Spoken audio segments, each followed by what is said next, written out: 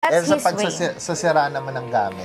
Ang anger ng tao, you cannot measure it eh. Kung dapat ba grabe or para sa'yo grabe. You Yeah, cannot you cannot judge judge kung ano yung level of anger niya, ba't siya nagalit. So, kung sa ganitong bagay, para sa kanya malaki yan, big deal yan. Para sa'yo you're hindi. right, tama Diba? ka dyan. So again, regardless of ano yung dahilan ng pagkagalit, nagalit ka, yun yung way of expressing, nagsisira ka ng gamit. So how do I deal with that? Pag alam kong magagalit na siya, kung pwede ko nang ilayo yung mga gamit, yun, I'll try to do so. If you know your partner well, parang you can do something na alam mong mapapacify mo yung behavior niya na yun.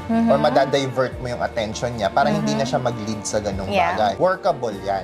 You just have to discover paano mo tutulungan yung partner mo na ma-overcome yung ganung behavior or ma-lessen yung ganung behavior. Okay. Open communication with your partner. We look beyond doon sa mga namin, sa mga weaknesses namin. So, hindi pwedeng nakatingin ka doon sa pagkakamali. Yes. Nakatingin ka dapat doon sa ano yung mas mahalaga at mas magandang bagay doon sa partner mo kaysa doon sa mga kamalian niya. Correct. Diba? Hindi dapat yung mga kamalian, kapangitan ang nangingibabaw.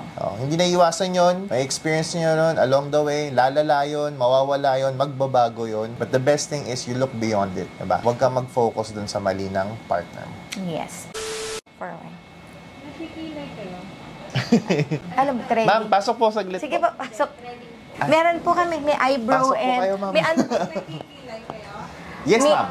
Threading, lamination, ano pong kailangan yung services.